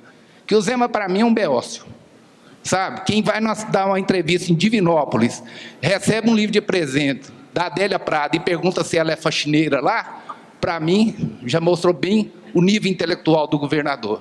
Então, eu queria isso, só a título de exemplo, que fosse falado para a plenária o que aconteceu com o FUNPENG e o FUNFIP. Se você não se achar preparado, alguém da mesa que puder falar, que para mim foi impactante. Eu vi vários colegas chorando aqui no dia. Sabe? Foi muito triste ver isso. É só isso, então. Obrigado. Adilson Tuca. Bom dia a todos. Adilson Silveira, da comarca de Rio Pardo de Minas. Em primeiro lugar, Sheila e Eduardo, eu quero parabenizar ao Sejusmig, mas na pessoa de vocês dois que estão conduzindo essa mesa, pela escolha dessas duas pessoas que estão aí com vocês. Por que eu digo? Eu digo porque é interessante.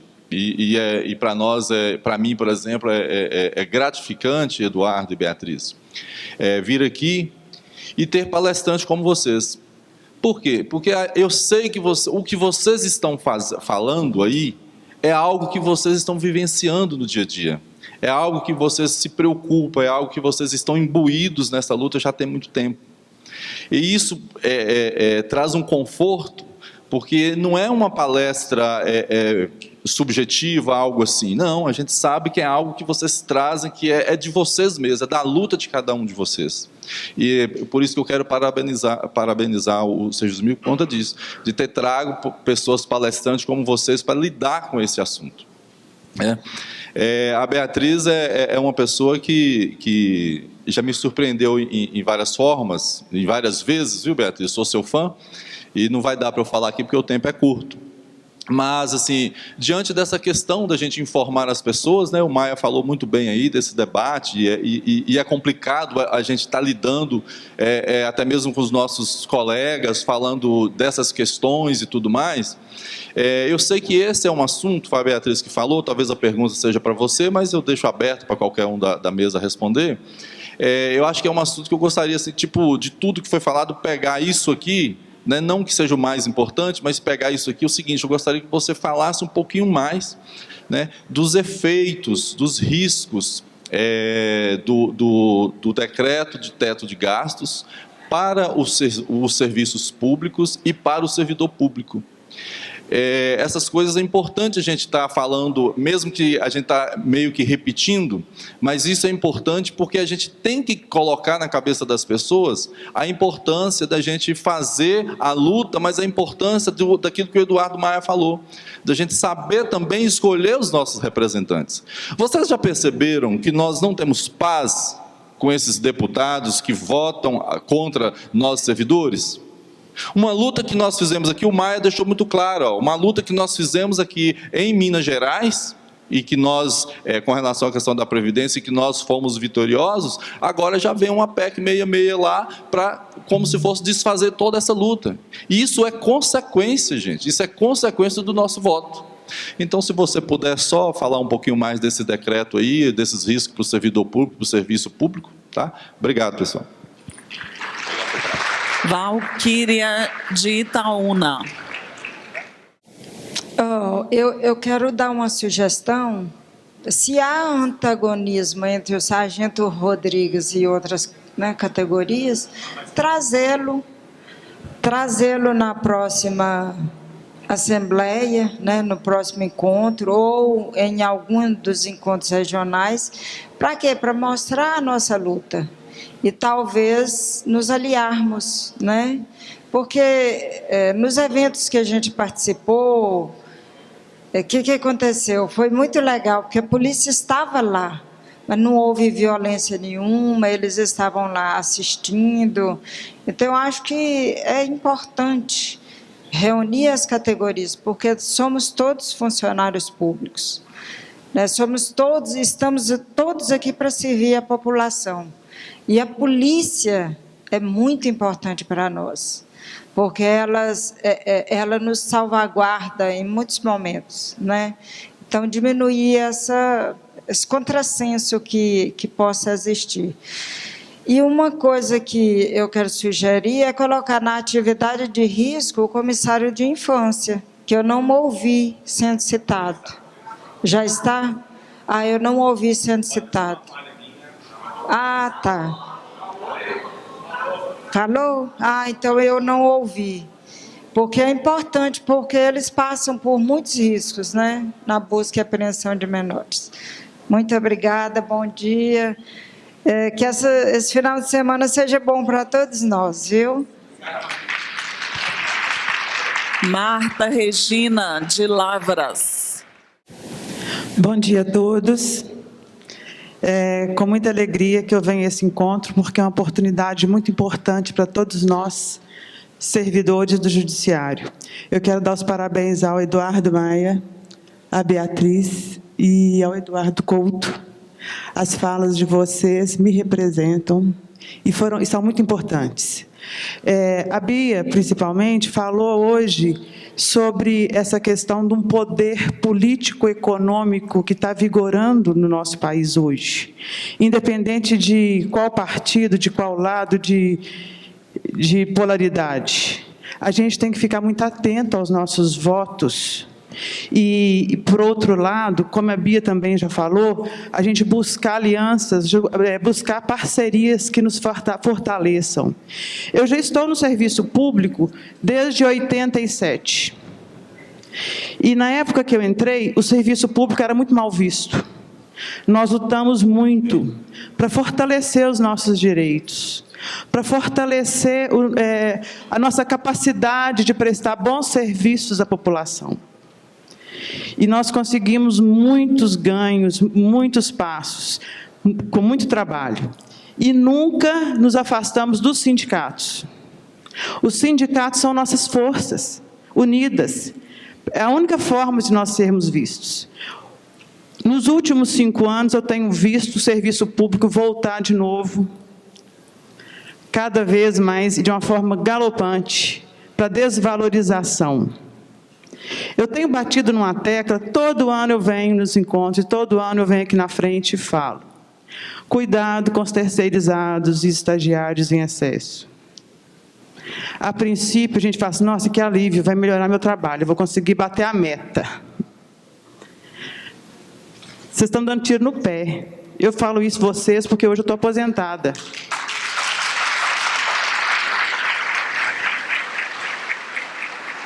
Eu não sou contra estagiário e nem terceirizado. Eu quero que eles tenham condições e oportunidade de fazer concursos iguais a gente.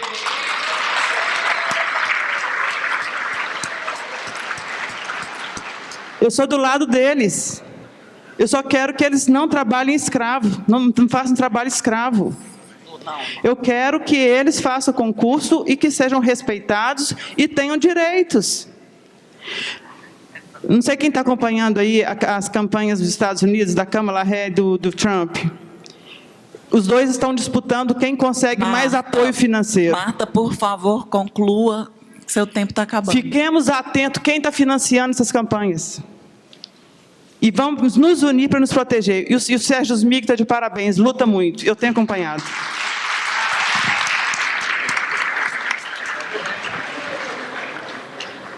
Nós temos mais 2 perguntas por escrito, elas foram destinadas à deputada Bia.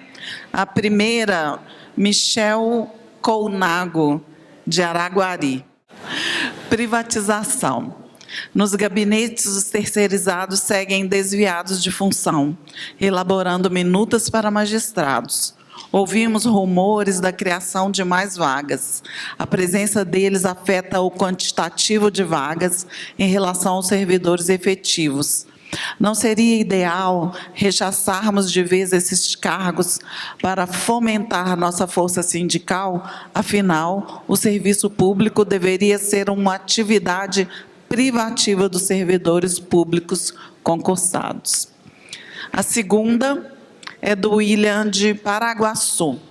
Bia, a desconstrução do serviço público no âmbito nacional não é apenas um projeto da extrema-direita, mas de governos diversos, inclusive os ditos de esquerda, todos para atender os propósitos neoliberais das principais forças políticas que se fazem presentes na política brasileira. Na sua opinião, o que acontece com a classe trabalhadora que, mesmo perdendo constante e sistematicamente seus direitos, continua em estado de letargia? Pior, votando e legitimando a extrema-direita? É isso. Pessoal, eu quero agradecer aqui as participações. Eu vou lembrar que no período da tarde nós teremos uma mesa que vai tratar de precarização e terceirização. Então a gente vai poder aprofundar esse tema. Tá? Aqui a gente está com o tempo estourado, a gente vai conceder aqui o tempo de fala, de resposta, e já pedir que, na oportunidade de fala, já faço as considerações finais. Mas sobre precarização e terceirização, a gente vai ter uma mesa específica para a gente debater.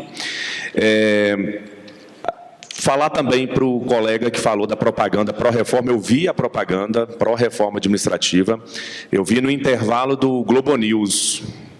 Ela está sendo promovida pela CNC, Confederação Nacional do Comércio.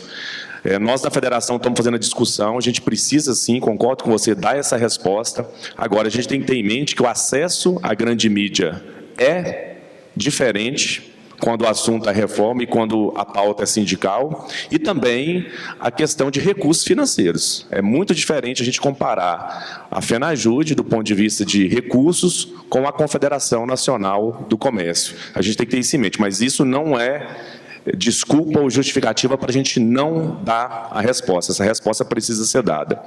Falar para o Luiz Otávio que, em relação à PEC 66, Luiz Otávio, também é um jabuti, viu? A PEC 66, originalmente, ela trata do regime de precatórios. Incluíram um jabuti lá, com lobby de governadores, com essa previsão de que até 180 dias os regimes previdenciários estaduais e municipais têm que se equiparar ao da União. E isso é prejuízo para a gente, do ponto de vista de tempo para a aposentadoria, do ponto de vista de contribuição previdenciária, e aí vai afetar até quem já está aposentado, porque a gente está falando de alíquota de contribuição.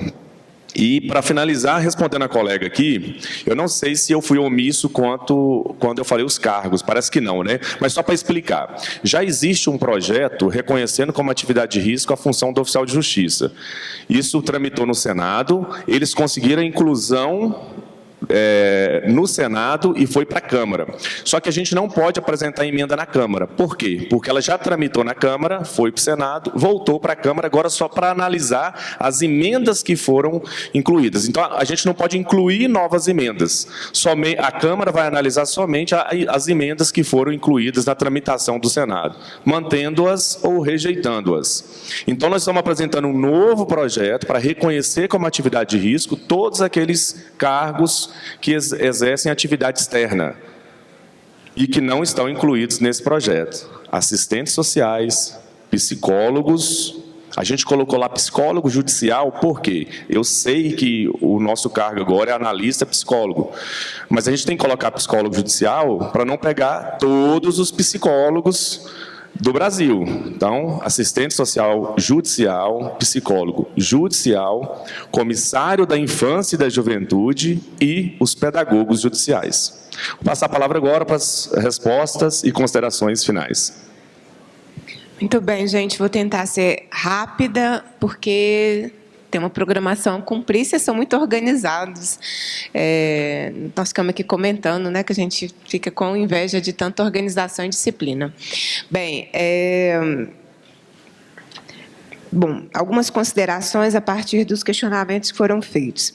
Eu ainda acho importante colocar um ponto de alerta, que a adesão ao regime de recuperação de Minas, que veio, né, pela decisão no judiciário, ela ainda vai implicar para a gente enfrentar algumas discussões que podem ser na Assembleia, ou se esse esquema de decretos, né, tiver êxito, o governo pode fazer mais coisas por decreto do que passar pelo processo legislativo. Então, esse ponto de alerta é muito importante.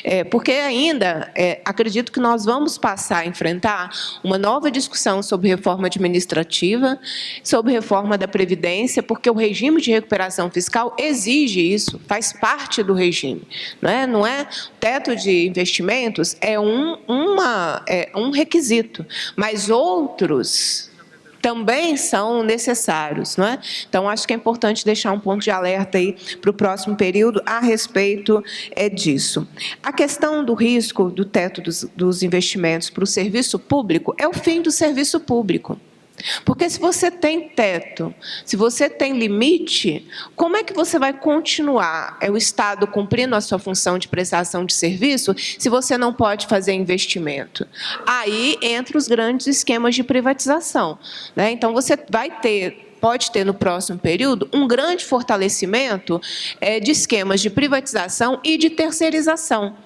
E aí eu acabo focando, né, os meus exemplos na administração direta, porque eu venho desse lugar, mas vocês conseguem fazer o exemplo no lugar de vocês. Vocês olham para o ambiente de trabalho no judiciário e podem ter a certeza de que cada serviço ali pode passar a ser entregue cada vez mais. Uma pergunta foi sobre isso, para terceirizadas e para empresas, sob a justificativa do teto de investimentos. Então, o teto de investimentos ele vai passar a ser, no próximo período, a justificativa para cada vez mais repassando funções de servidores públicos para, eu falo grupos econômicos, né, que é travestidos de OSs, OSCs, OCIPs, empresas. Eles são criativos nessas modalidades, não é?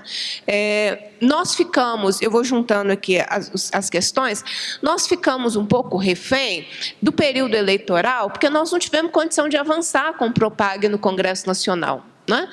Misturou, gente. E período eleitoral, o Congresso para. A Assembleia, por exemplo, há quanto tempo ficou sem comissões, sem votação em plenário? Né? Então, o período eleitoral ele acaba deixando muita coisa em suspenso. Vai ter o segundo turno agora, novas forças políticas vão se reorganizar, e acho que é uma tarefa nossa e da Frente de Defesa do Serviço Público voltar a pressionar pelo avanço do Propag no Congresso Nacional, que é a nossa melhor alternativa ao regime de recuperação fiscal. O governo Zema, o tempo inteiro, avançou com o regime de recuperação fiscal porque ele não quer o Propag.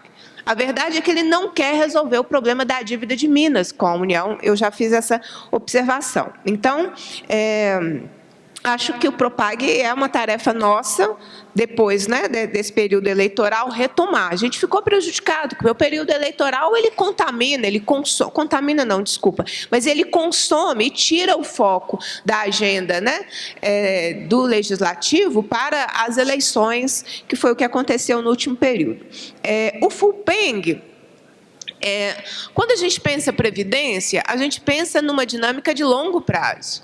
O problema de um planejamento de longo prazo, nós estamos ficando reféns de políticas de curto prazo o tempo inteiro. Né? O FUPENG foi essa tentativa de você criar uma previdência que pudesse dar conta e ser superavitária para um longo período, né, do serviço público aqui em Minas Gerais. Então, era um fundo que tinha recursos. O que o governo, na época, o governo... Era o Anastasia, né? O governo Anastasia fez. Precisava fechar, o choque de gestão não colocou nada em dia. A gente está refém desse discurso há quanto tempo, né? E aí precisava fechar o caixa ele pegou o dinheiro tanto do FUNPENG quanto depois pegou do IPSENG, porque em 2014, na canetada, pegou o dinheiro que tinha no IPSENG para também fechar o ano, né? E nós não conseguimos, e, portanto, depois aí vem uma reforma da Previdência, que foi a de 2020, sob a justificativa de precisar ser... enfrentar o déficit. Agora vem o projeto de lei sobre o IPSENG, com a mesma justificativa em relação ao déficit, mas era o fundo, né, o FUNPENG e o IPSENG, tinham recursos e foram retirados a fim de salvar aí, né, a contabilidade do Estado no final do ano. Foi um pouco isso o que aconteceu, e as consequências, cada vez que você tem políticas cada vez mais de curto prazo, você não consegue planejar. Então, daqui a pouco a gente pode estar sob o risco de uma nova discussão, de uma nova reforma da Previdência, seja pela discussão no Congresso, seja pelo regime de recuperação fiscal que o governo Zema trabalhou pela sua adesão. Eu quero finalizar fazendo duas observações que algumas pessoas trouxeram aqui, um pouco para acalmar o nosso coração e outro para nos colocar aí no que eu acho, né, que é o lugar das lutas que nós precisamos fazer. Primeira pergunta, né, sobre o que acontece, que essa conjuntura que a gente enfrenta e a classe trabalhadora vota, né, em pessoas que não vão representá-la e vai fortalecendo, né, essa agenda da extrema-direita. Eu acho que a gente ainda não conseguiu ter a real dimensão eu costumo dizer, da virada de chave que foi quando as igrejas evangélicas entraram na disputa política partidária no voto. A gente não conseguiu compreender ainda quando as igrejas passaram a ser utilizadas na política para fortalecimento de determinadas pautas. Quando dá na sexta-feira, elas abrem oração pelo Brasil e vão até o domingo. E o que é isso na organização do voto? Nós diminuímos essa leitura dessa mudança que teve no último período, né? que trabalham as pautas da extrema-direita, gente. As pautas extremistas, as pautas da intolerância, as pautas do ódio como forma de pensar a sociedade. Não é? Nós precisamos compreender e conversar mais sobre isso, para a gente entender esse fenômeno e saber lidar com isso e ter ações que enfrentem, né, isso. Então, acho que esse é um ponto. Um segundo ponto, nós também ainda não enfrentamos, a gente faz pouco esse debate, e a gente só faz esse debate de forma reativa, o que é a mentira como forma de fazer política nas redes sociais. Né? A gente ainda não tem toda a dimensão do impacto disso na vida política e democrática de um país. Né? E como é necessário que haja algum nível de regulação para que a mentira não continue tendo o lugar confortável nas redes sociais. Nós precisamos enfrentar esse debate, porque senão a gente fica reativo e a gente fica nos cobrando que a gente tenha uma comunicação que tenha o mesmo impacto dos extremistas. Nós não vamos conseguir competir. Eu falo acalmou o coração nesse aspecto. Não adianta achar que os nossos sindicatos, que a comunicação dos nossos sindicatos, que a comunicação dos parlamentares progressistas, etc., estão errados, porque não estão conseguindo competir com essa forma de fazer comunicação. Porque eles fazem uma comunicação sem regra, eles fazem uma comunicação sem parâmetros éticos ou civilizatórios. E, portanto, eu acalmo o meu coração. Eu não tenho a mesma capilaridade de uma rede social dos meus colegas extremistas. Não adianta eu achar que eu vou conseguir competir com esse lugar. A gente não. Eu vi nas eleições isso acontecendo muito fortemente. Candidaturas progressistas apostando em rede social, em vídeos, né, curtos, achando que esse era o lugar. Porque os extremistas fazem isso, tem uma repercussão, né, um alcance ou uma repercussão. Nós não podemos achar que esse é o nosso lugar, que o nosso erro está que a gente não está conseguindo competir com eles, porque esse lugar não tem competição. O que nós precisamos é O exercício que eu faço é fazer uma comunicação que chegue às pessoas. Porque também a gente tem uma forma de comunicação sindical que a gente fala o nosso sindicalês que às vezes não conversa com as pessoas. Ou eu falo, né, o regimento interno da Assembleia que não vai conversar com as pessoas. A gente precisa aprofundar mais esse debate sobre comunicação. Olha, eu dando palpite sobre o que fazer de novo, né? E era só para responder as perguntas. Mas a gente não adianta a gente querer competir nesse lugar. Esse lugar não tem competição. Esse lugar a gente não vai conseguir reverberar as nossas pautas nesse lugar nesse lugar não ético, esse lugar sem regra, esse lugar, mas você quer censura? Não é sobre isso. Não é sobre isso. Mas a rede social não pode ser um lugar que você minta e que você reverbere a mentira. Gente, o que os Estados Unidos enfrentaram agora com o furacão? Além de todos os impactos, parte do serviço que deveria estar focado no enfrentamento às consequências do furacão ou na prevenção daquilo que era possível prevenir, eles gastaram uma energia enorme desmentindo mentiras sobre como que o governo dos Estados Unidos estava fabricando o furacão. Nossa, para a gente é ridículo isso, mas foi isso mesmo. E como que nesse momento um candidato à presidência da República dos Estados Unidos está fomentando isso como forma de fazer política. E como isso dificultou e tem dificultado o enfrentamento a eventos extremos. Porque na visão que eles fazem, os eventos extremos foram fabricados, não é isso? Pelo governo. Mas alguém tem o direito de ter liberdade de expressão para fazer isso? Isso não é liberdade de expressão. Não é opinião, assim como racismo, LGBTfobia, misoginia, não podem ser liberdade de expressão, de dizer o que você quiser, porque a rede social é livre. Então, assim, a gente precisa fazer esse debate, enfrentá-lo melhor, para que a gente contribua, né, com a democracia do nosso país, com condições mais dignas de comunicação. Eu quero deixar um abraço para vocês, dizer que foi uma honra compartilhar dessa manhã. Eu sigo lá fazendo as lutas necessárias, com fôlego necessário para que a gente vença esse próximo período e proteja o serviço público, proteja os servidores, que ao fazer isso nós estamos fazendo aquilo que é de interesse da sociedade mineira. Um bom debate para vocês, um bom encontro, né? Vocês ficam aqui até a festa, né? Porque tem uma festa, não tem não? Tem. Não pode fazer luta sem festa, pelo amor de Deus, né, gente? Se a gente não celebra, a gente não dá conta de fazer a luta. Às vezes a gente não dá conta de acordar no dia seguinte, que é o caso do domingo, né? Mas não tem problema também não, porque é um domingo, né? Beijo no coração de vocês e a gente vai se articulando aí nas lutas necessárias.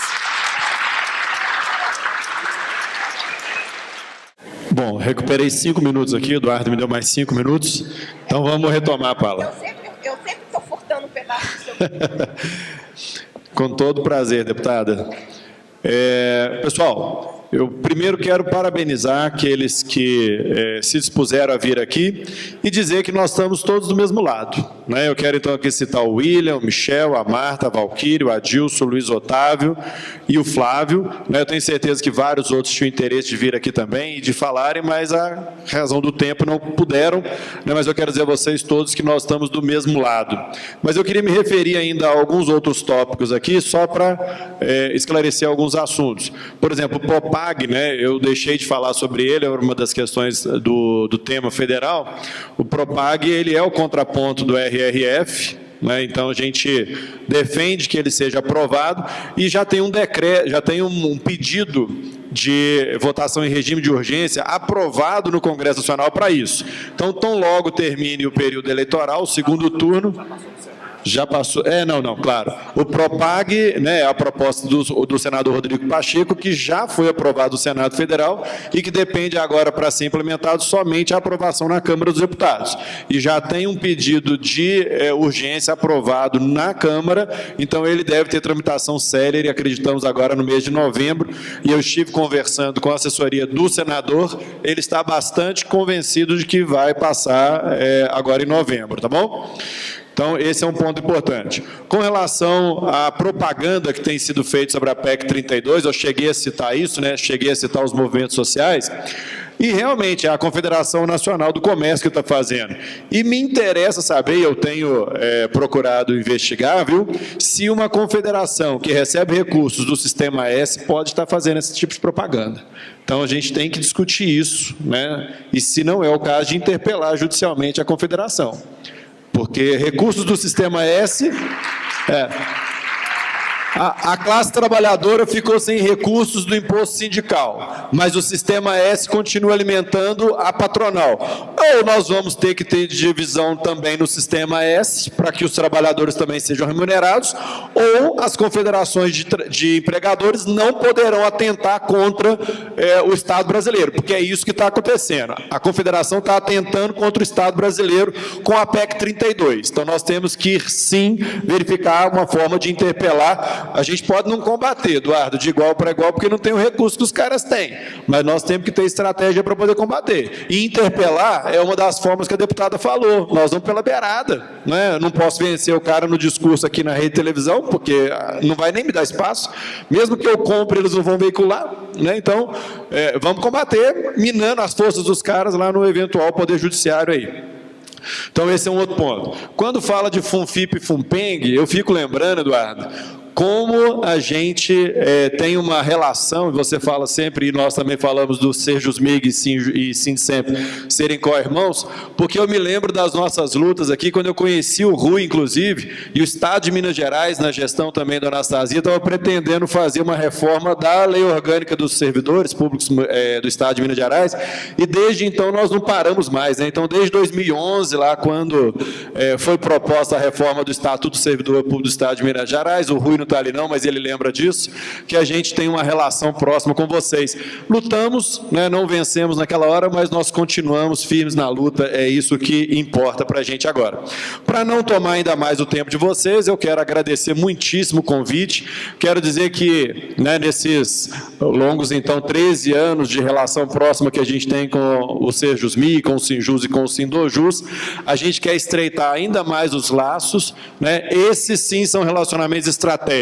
Nós sabemos o campo que nós pertencemos, nós queremos continuar nesse campo e nós temos uma longa trajetória juntos. Então, vocês podem contar conosco, né? A coordenadora geral ali do Sindicemp estará aqui conosco falando também amanhã, a Fanny Mello, estará aqui amanhã falando sobre as nossas lutas. Então, ela vai resgatar um pouco mais dessa história de lutas que nós temos juntos, mas é muito bom contar com vocês também na luta do Sindicemp, vocês podem contar com a nossa, tá bom? E você também, deputado, pode contar com a gente.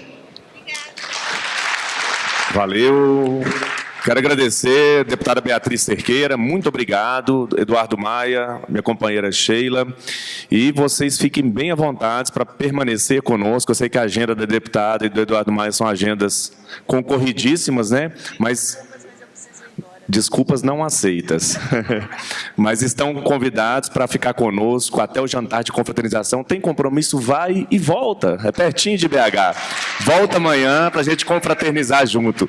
A gente tem muita luta, mas a gente tem que celebrar também. Muito obrigado.